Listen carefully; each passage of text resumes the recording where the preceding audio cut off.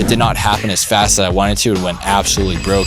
Had to fast for days. I'm gonna find a way to actually make money online so I could actually go out and achieve what I really wanted to do. Sales is all the way down here. Then e-commerce and drop shipping, day trading, it's all up here. So it's a very new thing. And with the Thai girls, I'd like to ask you this. Compared to the Western girls back home where you have to make 100K a month, what do you say the difference is from like them? It's like Thai girls. All right, what's up, Ryan? Sir, nice to Good meet to you, finally brother. meet you in person. I hit up Ryan maybe like over a month ago. Noticed some of his content and that he was in Bangkok, and I'm new to Bangkok myself. I just moved in officially here December 1st. So just, reach out to you and see if we can get together and talk it up. Yeah, we've been trying to do this a while. Yeah.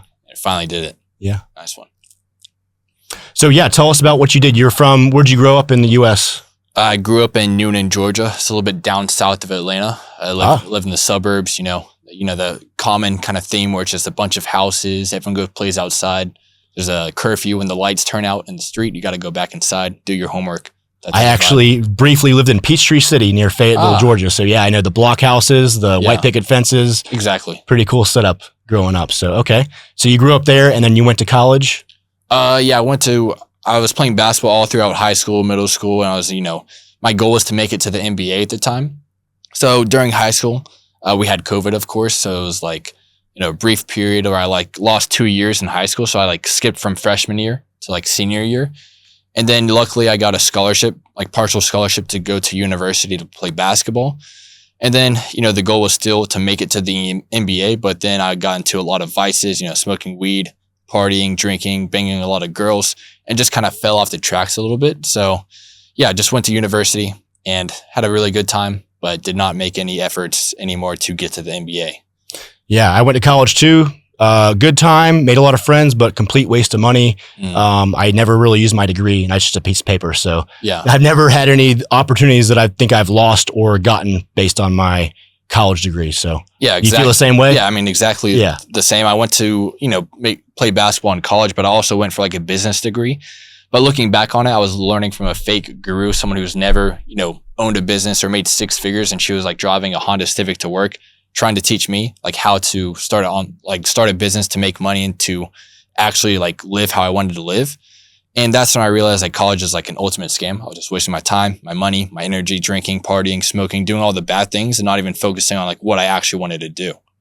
Okay. So you graduated college and this is kind of where you ended up trying to find this kind of stuff? So I went to college for a year and a half and then I dropped out after this kind of big shroom trip. Have you ever tried shrooms? No, I've done ayahuasca and another one smoking called Tempezcuite or something, which is extremely strong, but I don't think I've done the shrooms. Yeah. So during college, I was at this party with my friends in my friend's dorm and there's just some shrooms. I ate 3 or 4 grams and it was a pretty significant shroom trip. I was looking at myself in the mirror and I saw myself at the finish line of the current path I was on in university and saw that wasn't who I wanted to be. I wanted to live a life where I could, travel, make money and do what I actually wanted to do. So after looking at myself in the mirror, I kind of caved down and I came out a whole different person. And that's when I decided for myself, I'm dropping out as soon as possible. So you pretty much kind of found your purpose or you realize that you need to find your purpose and find out what you can do? Yeah, I feel I woke up for the first time in my life. That was the point where I realized, okay, well, what I'm doing now is not in any way, shape or form getting me to where I actually want to go in life. So yeah, I pretty much dropped out and figured out I need to find out what my purpose is and how to actually get to where I want to go. Okay. Yeah, finding your purpose is very important as a man. People don't realize that or maybe don't realize that until they're, of age, maybe in their 20s. So that's good you found that early. Yeah, man. And then what happened next? Then following that, I started working 2 9-to-5s, one at Racetrack where I worked from 5 a.m. until 1 p.m., just taking out the trash, listening to some big Indian guy tell me what to do, stocking the shelves, dealing with a lot of homeless people, as you know, near Peachtree City, off that highway. Mm-hmm. There's a lot of, ghetto stuff going on. Oh, yeah. People coming in with guns with their pants down, all that type of fun stuff. Worked from there from 5 a.m. until 1 p.m. Then I usually hit the gym every day from 1 p.m. until 2 or 3. And then from 4 until 10 p.m. I worked at Red Lobster. Have you been there? Of course, yeah. The biscuits are so good. You were a waiter? Server, Server, yeah, okay. So I worked from there from 4 p.m. to 10 p.m. And I did that same kind of cycle literally every single day with the goal to find out a way to make money online so I could start, traveling and do what I actually want to do. But that was a very shitty period of my life where I kind of got burnt out very fast just because like working from like 5 a.m. until 10 p.m. like every day, it's very gruesome, to be honest. Yeah, 2 jobs is pretty rough. Yeah. But then, following that, I quit the racetrack job just because like I hated the people I was working with, the environment. It was a very low frequency place. And I started working at this contracting gig with my friend Luke, where we would install gutter guards for houses, just carrying like 40-foot ladders. Like the gutters. Yeah. Gutter guards? Yeah, gutter guards. Okay. So this company called Leaf Filter, they would, market this thing like they would put protection on your gutters to stop any debris from going in. So that way you never had to clean them. But, obviously it was just like marketing. There would still be a lot of debris on top of the gutter guard. But, they paid us really well. We got paid like $700 a job. And we did that like 5 days out of the week. It wasn't that bad, but still the lower back starting to feel it even in like my 20s. Okay. Yeah. So that's not your purpose though. So what after that? Yes. I mean, with that job, I think it was like a few months in, I had this one in particular job where I had to drive like 2 hours down to, what was that city called? I went down 2 hours, a city called Warner Robins. You know where that is? Yeah. Yeah. So I went there. It was a rainy day and it was a very tough job. Like the gutters were all fucked up. I had no idea how to do it. So I called up the boss. I was like, yo, man, I don't think I can do this job. But then he was like, yo, man, do the best you can. But it was raining. I had no idea what I was doing. We didn't even get trained properly. So I was just doing my best to just slam the gutter guards on, do the best that I could. And then a few days later, after I thought I did the job as good as it could have been, I got a call from the boss. He's like, yo, man, the job is absolute trash. And then he like charged a refund, which was like $2,100 at the time. So I was only making like a few $100s per job. So like to pay all that back, I kind of went in debt for that business, even though I already got like $8,000 in debt to actually start that business in the first place, to like buy a truck. And it just went downhill very quickly. So that was your own business. You were not an employee. That's why you're responsible for that chargeback. Yeah, pretty much like a contractor. Wow. Okay. Yeah. And then, following that, I was trying to repay that debt to that business. And I was at another job and it was super hot that day and I barely had any water. I think I was like close to having a heat stroke. But after that job, I was driving back home. And during that drive back home, there was like a mailman, like probably like 200 meters in front of me. And I saw him like as clear as day. But then I somehow just ran straight into him. Like I just rear-ended him and totaled my truck. The mailman was okay. Everyone was okay. It was a pretty okay situation, but the truck did not make it out, unfortunately. And I was just sitting there wondering, like, what am I going to do with my life? Like this whole gig it's in the trash. I can't do this anymore because like I lost a truck. I had no more money to like buy another truck to start back in the business. So that's when like I was like at the rock bottom point of like, what am I going to do? Okay. Yeah. So you crashed a truck. Are you broke at this time? Yeah, I had a flat $0 to my name. But luckily I was able to sell Betty, which was what I named the truck, for like another $2,000, sold it for parts. And then from there, I was like, okay, you know what, screw it. I'm not going to go back to racetrack or work at Red Lobster anymore. I'm going to find a way to actually make money online so I could actually go out and achieve what I really wanted to do, which is travel, do what I want, and live on my own terms. So that's when I booked the one-way ticket to Thailand with the $0 to my name after I booked that ticket. Okay, so you came out to Thailand without a job opportunity or working online, but the idea that you wanted to work online. Yeah, so I had the goal of coming out here to Bangkok to make it online with remote sales, but of course I had $0. But luckily, just like you, I'm pretty good at networking. I made a very good connection at the gym with this ex-drug dealer who used to ship drugs from like the East Coast to the West Coast in like those cargo vans. But I was pretty good friends with him. So we were sitting at a coffee shop one day. I was telling him my whole goal of coming out here to Thailand. He respected it just because like I didn't have anything to my name. I had nothing to lose and everything to gain. So he was like, look, Ryan, if you need a loan, no interest, let me know. I can help you out. So of course I didn't turn that down. I was like, yo man, I just need $1,500 a year to pay you back and I'm good to go. So that's what he did. And that's when I came out here to Bangkok, August 27th of 2023. With $1,500. Yeah. And on a loan. Gotcha. Yeah.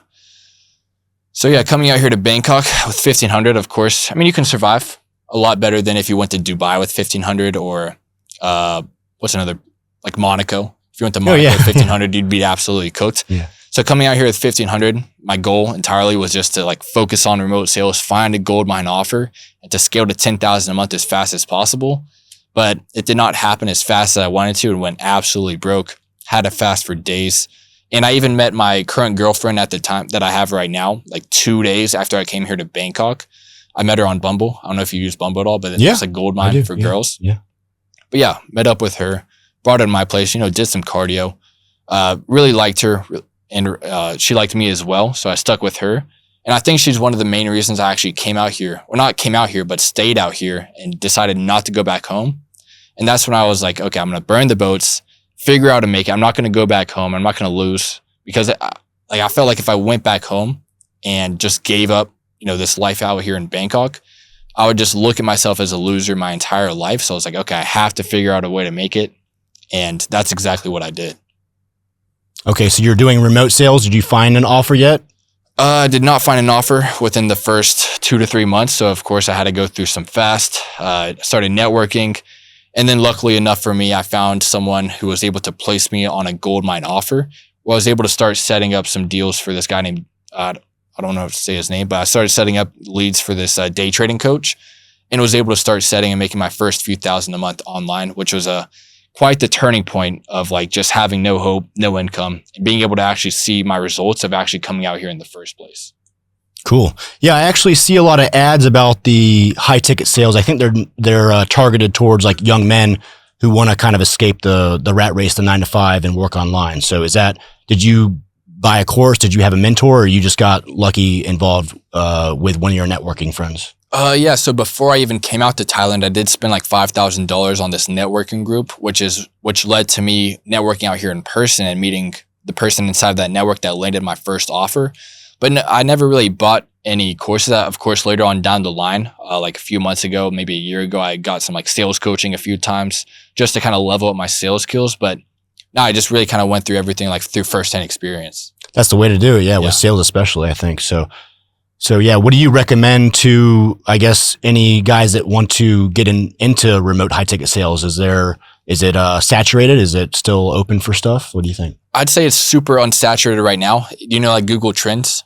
Yeah. Okay. So on Google Trends, you can compare different topics online. So if you compare like remote sales to drop shipping or e-commerce, remote sales is all the way down here. Then e-commerce and drop shipping, day trading, it's all up here. So it's a very new thing. Now, of course, you do need to be very clear on like what you actually want in your life. Like for me, I needed remote sales. Like a lot of people want to, make money online, travel the world, and live that type of lifestyle, but they don't know like what it actually takes to get there. So you need to be very clear on like what you want and what it takes to actually get there. Okay. So you landed on a gold mine offer after how long in Bangkok? I think it was after 2 to 3 months, I landed that first gold mine offer as a setter. Of course, as a setter, you're only going to be making like 2 to 8K a month. So I started off making 2K, a month later, like 4K, and then just scaled up to my first 10,000 a month. Now, being a setter, I did not reach that first 10,000 a month. I went to the Cebu City in the Philippines just to dial in. I locked myself in this Airbnb for like a month to just dial in on remote sales to scale up as fast as possible. And that's when another opportunity opened up as a closer. And I was able to transition from a setter to a closer while I was in the Philippines. I was able to go from like 6K a month to like 10K a month in just like a few days. So it's pretty crazy. So from setter to closer is where you can make more money in remote. Yeah. Usually you're going to be making a lot more money as a closer than a setter in high ticket sales, especially if you're on the right offer. But I don't know if you've ever tried remote sales. If you're on a shit offer, you're going to be absolutely wasting your time, money, and energy grinding in the wrong direction. Mm-hmm. Yeah. I've had actually a few setters work for me. In the DMs, and I've run ads too. So I kind of know about the business model. Yeah. I might eventually, hire a closer, I guess. I mean, I wasn't really too sure about that business model until I started seeing ads and met a few people that say they're doing high ticket sales. So is this I guess this is a new thing after post COVID where people are comfortable exchanging thousands of dollars online. Yeah. Instead of being in person, like, selling solar. I actually briefly sold solar in the house. That's like 30, 35, 40, could go up to $60,000 per job. And I think you have to sell that pretty much in person. I think people try to sell it online as well, but I don't know the success on that. Yeah. So I mean, online with like high ticket sales, a lot of people, they're okay with spending like a few $100s, like maybe up to like $1,000 online with like no sales call. But when you're spending $3,000 to $15,000 online, you're going to want to talk to someone like face to face on a Zoom call. Exactly. Because like if you go to like a website and there's a link to buy a fitness course for like $15K, like do you think you're going to buy it? No, absolutely not. Yeah. There's no trust. Yeah. Yeah, 100%. So like speaking to a closer or a setter and actually getting to know someone face to face, building up that trust, laying down the full A to Z process on how they can actually help you. It just kind of eases you into actually spending $15,000 instead of just going on the website and clicking the buy link. That's not going to happen ever. And the company, the reason why they need that is obviously, say like you're like me, you're a coach or something. You can't handle all the leads if you're super popular or you're running ads, and you make a lot of content. You're busy fulfilling the order, so you need to outsource that to somebody. Correct? Yeah. So I mean, there's the influencer, the coach, mentor, whoever it may be in his audience, and a lot of the times the coach, mentor, he has like 100,000 people or more trying to work with this person. So of course he can't help all those people. So that's why they need like closers and setters to help the workload of actually closing those deals. So that way the coach and mentor can actually help them. But now, of course, with remote sales, there's a lot of scam offers out there, as you know. So as a setter and a closer, it's very important you find the right offer that's actually getting people results, because if not, if you're hopping on sales calls and you know people are getting scammed, the conviction is out the window and you don't even want to sell what you're selling because it gives you like that feeling where you're like, I can't even sleep at night. These people are getting fucked over. Mm-hmm. Yeah. And you live in Bangkok, so you're on Bangkok hours, but do you work for a U.S. company? Like, are you working overnight? Are you working Bangkok at like daytime in the Bangkok doing calls? Or are you staying up all night? Like, what's your schedule? Yeah. So first off, when I first landed that gold mine setting role back like last 2 years ago, I was working Batman hours, working right alongside Batman from like 10 p.m. until 7 a.m. in the morning. So watching the sunrise every day was absolutely brutal. It does something to you. But now, luckily, I'm on an offer. I'm able to work from like 8 a.m. until like 10 p.m. at night. Just that's when my calendar's open. I'm only taking like 4 to 5 calls a day, but it's a lot better than working like throughout the night right alongside Batman. So are the calls selling to people in the U.S., UK, Australia? Yeah, the U.S., Australia, UK, pretty much all those English-speaking countries. Yeah, okay, exactly. Okay, so you're selling an offer for English-speaking countries, but you can still work Bangkok hours. Yeah, it's pretty or at chill. least 8 to 10 p.m. That's good. Yeah. Okay. Yeah, I worked overnight in the nightclubs, and that just, it doesn't feel right. I don't think the human body is meant for long term. I think that has a negative effect on your health, staying up all night. Yeah. Life doesn't start to feel real anymore. It starts feeling like a dream. Like going to sleep when the sun goes up, waking up when the sun goes down. It just feels like you're a bat. Yeah. And just take us through I have a routine myself, like a health routine, morning routine. What is your routine? Like you seem fit. So what do you do for working out and diet and stuff? So pretty much I wake up, go get some sunlight pretty much instantly, get the sun on you to, wake your body up, get primed. And then from there, I usually read or hop on sales calls, whatever one comes first. And then from there, whenever I'm done with the sales calls, I just go straight to the gym after drinking some coffee, and then just finish the day doing some more sales calls. And then I just go box, train with my friends, hang out, network, just have a really good time out here in Bangkok, which you can do. Gotcha. Yeah. I pretty much do a similar thing. In the morning, I wake up, I actually have a really nice building. There's a spa. So I go in the spa, swim some laps, do a little bit of meditation, maybe breath work, and then I go get coffee, and I'll decide if I want to start working. If my body's aching a little bit much, I might push the workout to the afternoon, or if I feel all right, I might go train then, whether it's Muay Thai, boxing, or just a normal workout. So fair enough. And yeah, guys, I do remote sales, so I'm just like working on my laptop, but Kyle here is like an actor. So like, what's your day look like if you do have like a gig like midway through the day? Do you have a routine before you get into that scene? If I have a gig, the gigs you work all day. Like you can be on set for 16 hours. So, and the last gig I had, I did stunts for a TV show. We shot out in Canterbury. I don't know if you've been out there. It's about 3 hours away. So we're waking up in a small hotel, going straight to set at 4 a.m. So you might get dressed, and then eat breakfast if you want. I usually fast. Throughout the day, I do intermittent fasting. Like I have not eaten today. It's 3 p.m. So I have not eaten today. I've just had some water. I've had coffee. I had some coconut water as well, but I have not eaten. But on set, there's not too much of a routine. You're just doing the job. Yeah. I can work on my phone a little bit if I'm not on set, but other than that, if I'm on set, I'm working and I'm dialed in. No phones, serious, no playtime, stuff like that. Other than that, if I have auditions, then that just takes about an hour or two out of my day, hop on the grab bike and go to the audition and then come right back and then either work on my online business, my coaching business, help my clients, or work out and, do self-improvement on the daily. Yeah. Yeah. And I do the exact same thing. I don't eat until the job's done. So I think that's really good. And a lot of people don't do that. Breakfast, I think, is a scam where you eat right when you first wake up and then you're just right to like back to sleeping mode. You're like, oh, I'm digesting food. I'm gonna chill, not do any work. But when you're like in a fasted state, you're like mental is so much clearer. Your energy is, I feel like it's even raised compared to like actually eating breakfast because you have the fuel from the night before fueling you throughout the day. And you're able to get a lot more done if you're just skipping breakfast and focusing on the actual task at hand. So I think that's very powerful. Yeah. And I've been doing this before it was even popular. Like I've been doing skipping breakfast for about 8 to 10 years before it was like a thing, I think. But yeah, I just feel like it's a win if you don't eat until late in the day and you finish the bulk of your work and accomplish stuff before you eat, whether it's working out, doing self-improvement, making money. I think that's more of a win if you don't eat before that. So. It's kind of like the primal instincts. Like you're going for the hunt to get the wins for the day and then you feast as you've already accomplished what you want to do. Yep. Yeah. Yeah. And waking up early, I wake up at like 6:30. If I have a girl, I have a girlfriend as well. Thai girls, man, they like to sleep in the bed all day. I was like, dude, they don't like to wake up. So, I piss her off when I wake up and do my morning routine and stuff like that. But,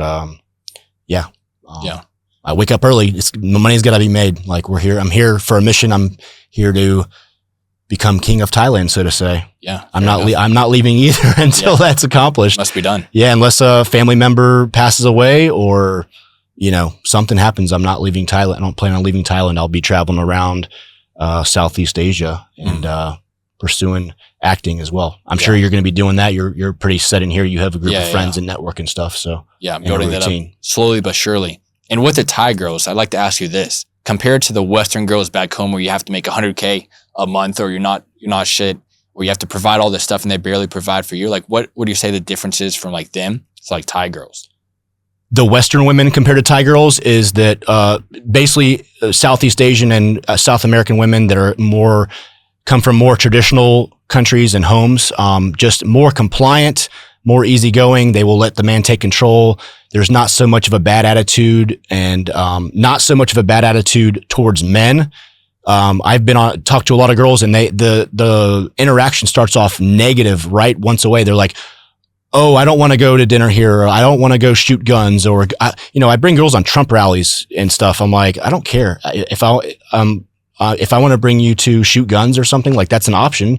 I like to do activities, but especially in the cities where I'm from, like Miami, it's really hard to find a decent girl because they're all there to make money. And I've seen just the worst come out of women that travel there and involved in nightclubs. But here they're very compliant, very feminine, very nurturing, and don't give you too much of a bad attitude. A little tiny bit of attitude, but that's fine.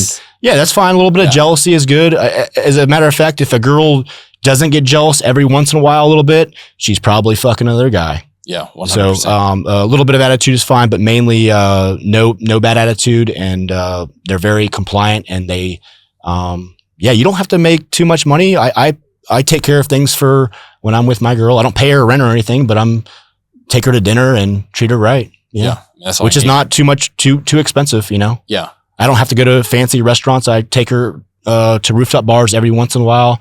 But other than that, it's just a normal restaurant or hanging out. They're perfectly okay to just come over and hang out at my apartment and watch a movie. Yeah. They just want to sing, dance, have fun. Yeah. It's very simple. Yeah. And I've also found that they're very supportive. Like when I was flat broke, having to fast, like before that, she was like buying me coffees, buying me food. She was like very supportive, even though I was like flat broke, nothing going for me. She was like, okay, well, I know you're trying to make it. Here's some money for coffee, food, just to keep you going.